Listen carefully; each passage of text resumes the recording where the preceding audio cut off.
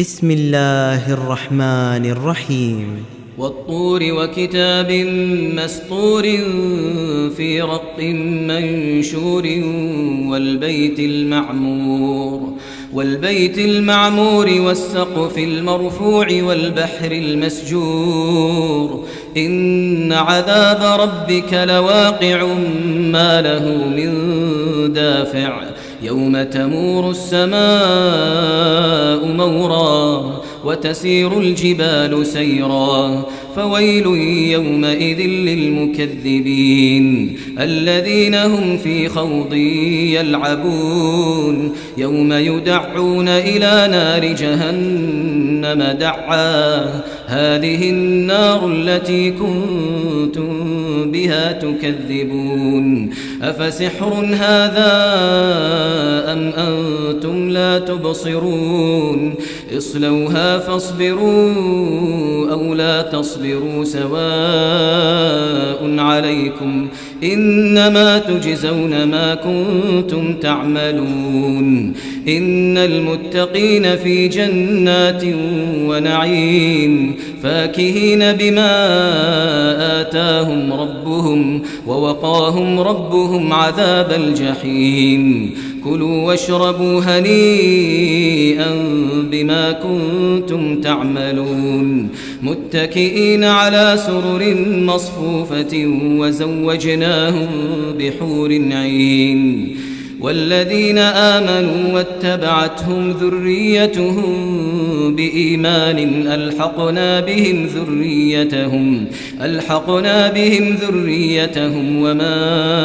ألتناهم من عملهم من شيء كل امرئ بما كسب رهين وأمددناهم بفاكهة ولحم مما يشتهون يتنازعون فيها كأسا لا لغو فيها ولا تأثيم ويطوف عليهم غلمان لهم كأنهم لؤلؤ مكنون وأقبل بعضهم على بعض يتساءلون قالوا إنا كنا قبل في أهلنا مشفقين فمن الله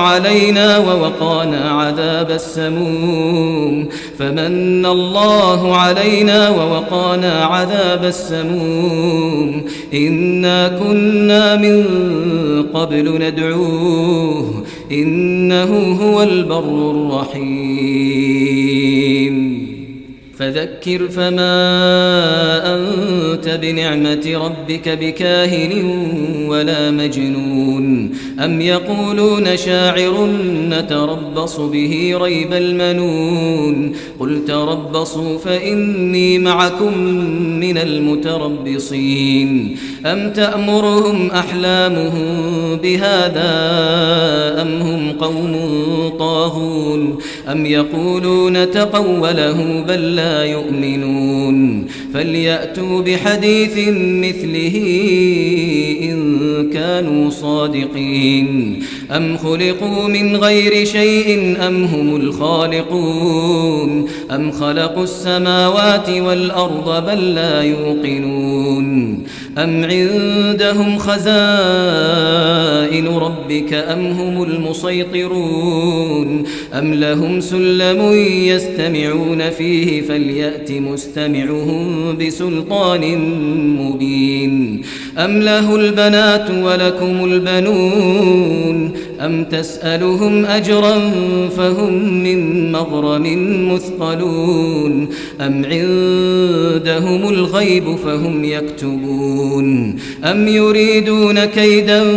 فالذين كفروا هم المكيدون أم لهم إله غير الله سبحان الله عما يشركون وإن يروا كسفا من السماء ساقطا يقولوا سحاب مركوم فذرهم حتى يلاقوا يومهم الذي فيه يصعقون يوم لا يغني عنهم كيدهم شيئا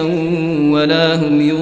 ينصرون وإن للذين ظلموا عذابا دون ذلك ذلك ولكن أكثرهم لا يعلمون واصبر لحكم ربك فإنك بأعيننا وسبح بحمد ربك حين تقوم ومن الليل فسبحه وإدبار النجوم